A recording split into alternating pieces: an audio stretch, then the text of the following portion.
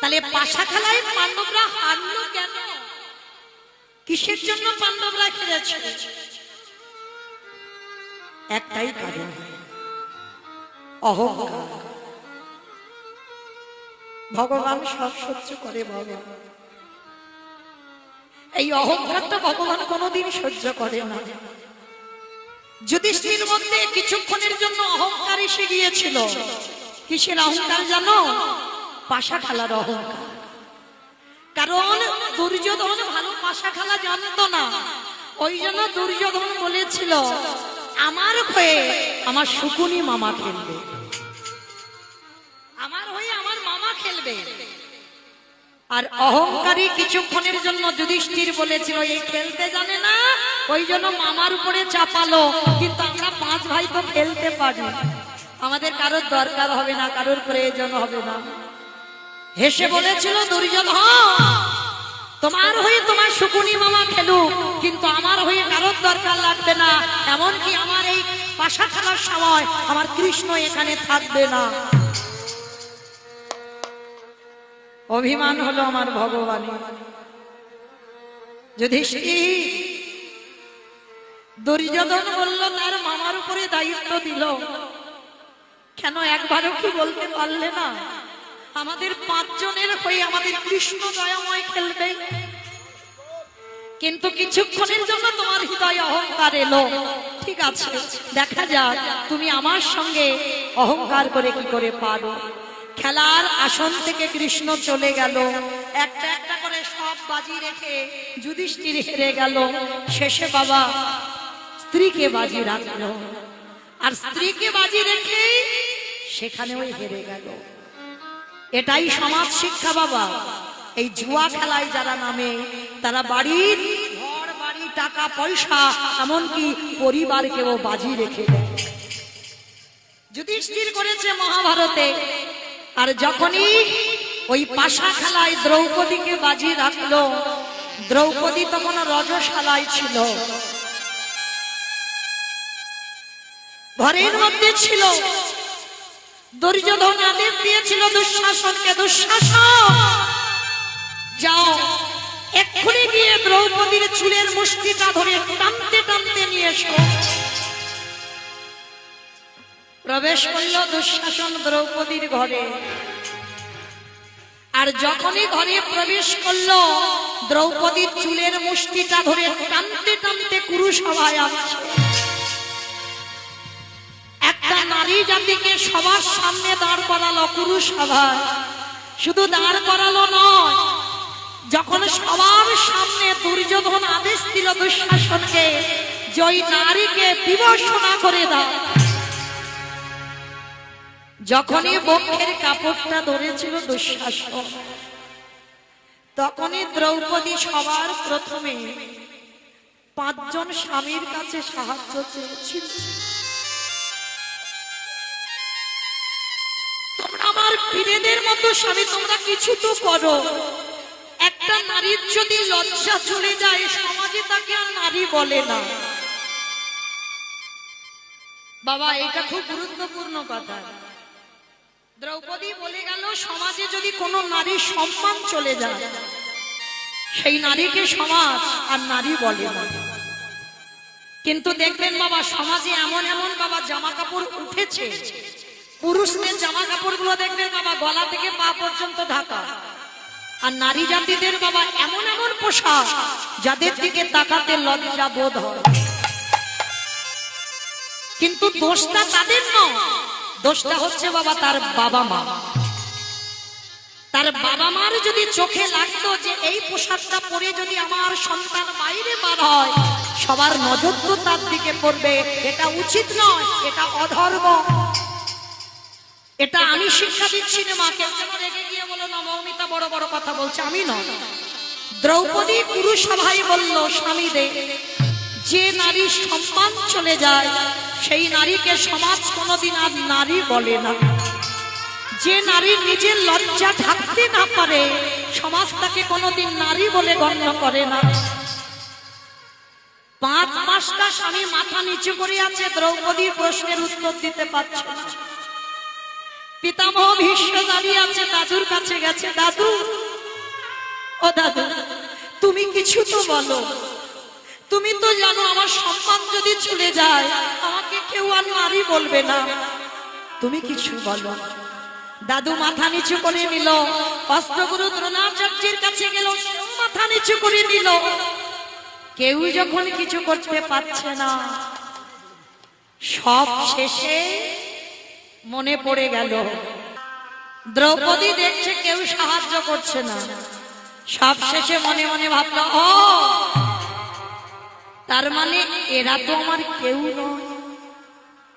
কেউ যদি হতো তাহলে এরা তো আমার সাহায্য করতো। তারে যার কাছে সাহায্য চাইলে আমার কাজ হবে, আমি এখন তার কাছে সাহায্য চাই। দেখেন বাবা, দ্রৌপদীর কত বড় ভুল হলো, হলো না? প্রথমেই যদি আমার কৃষ্ণ সখার কাছে সাহায্য চাইতো, তাহলে কি বাবা দুঃশাসন বস্ত্রটা ধরতে পারতো? পারতো না। দেখেন সমাজ শিক্ষা, এটাই বাবা আপনারা আমরা করি।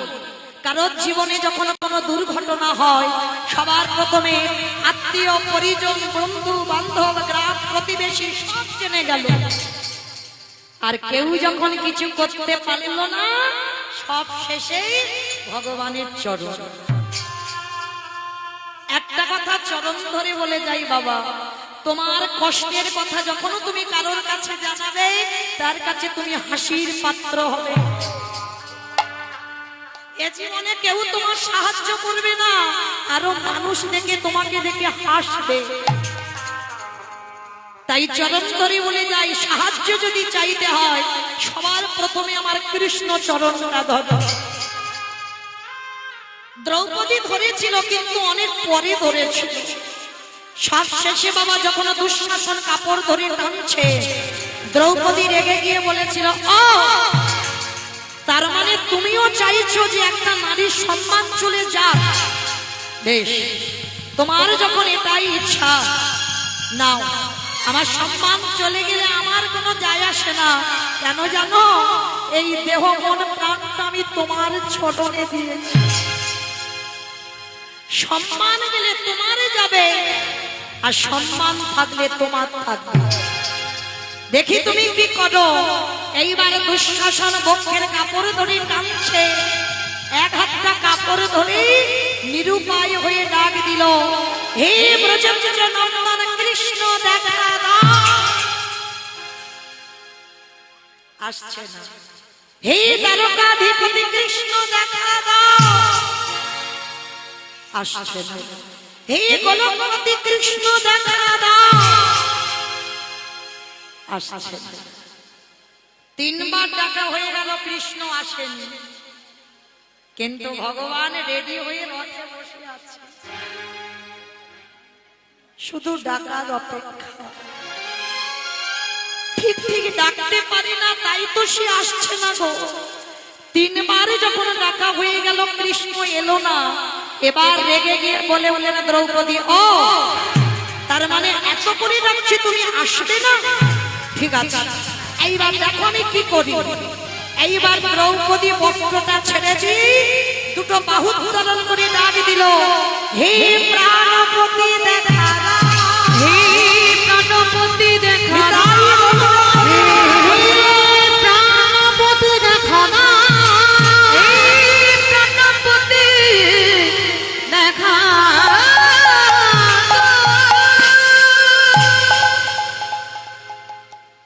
যেই না বললো প্রাণপতি দেখা দাও, আমা আঙুল থেকে কাপড়টা খুলছে কৃষ্ণ। আঙুল থেকে কাপড়টা খুলছে কেন? এই কাপড়টা কার? এ তো দ্রৌপদী দেওয়া।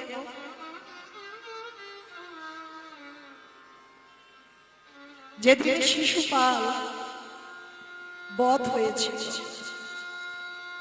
এই শিশুপালকে যখন কৃষ্ণ বধ করেছিল না, সবাই তাকিয়েছিল শিশুপালের মাথার দিকে। কিন্তু কৃষ্ণ যে আঙুলে সুদর্শন ধরেছিল, ওই আঙুলটা কেটে গিয়ে রক্ত ঝরে ঝরে পড়ছে। কেউ দেখতে পায়নি।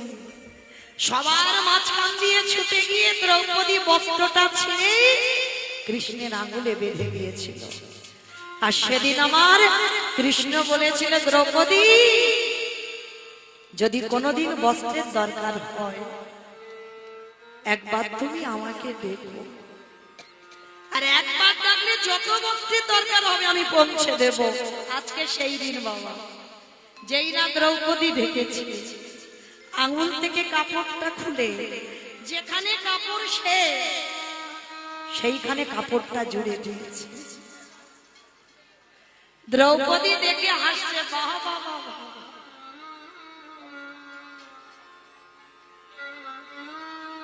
আমি এতবারে ডাকলাম, তুমি এত দেরি করলে কেন? ভগবান মুচকি এসে বলছে, আমি দেরি করিনি সখী, তুমি ডাকতে দেরি করেছো।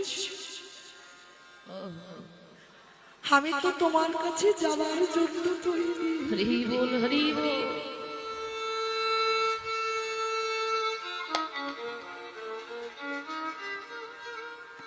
তুমি তো আমার ডাকার মতো ডাকছো না, তাই তুমি যেতে পারছো না। সখা আমি তো 3 বার ডাকলাম, তুমি তো এলে না। বলে না সখী, তুমি 3 বার যে ডেকেছো, কি বলে ডেকেছো? বলে কেন? প্রথমে আমি বললাম গোলকপতি কৃষ্ণ দেখা দাও। সখী কোথায় হস্তিনাপুর আর কোথায় গোলক, আসতে টাইম লাগবে না। তারপরে কি বলেছো? হে দ্বারকাধিপতি কৃষ্ণ দেখা দাও। কোথায় হস্তিনাপুর আর কোথায় দ্বারকা, 3 দিনের পথ, আসতে টাইম লাগবে না। তারপরে কি বলেছো? হে ব্রজেন্দ্র নন্দন কৃষ্ণ দেখা দাও। কোথায় হস্তিনাপুর আর কোথায় বৃন্দাবন, আসতে টাইম লাগবে না। বাহ বাহ শাখা বাহ। তাহলে 3 বারের ডাকে এলে না, 4 বারে কেন এলে? বলে 4 বারে কি বলেছো সখী তুমি? বলে কেন? আমি বললাম প্রাণপতি দেখা দাও।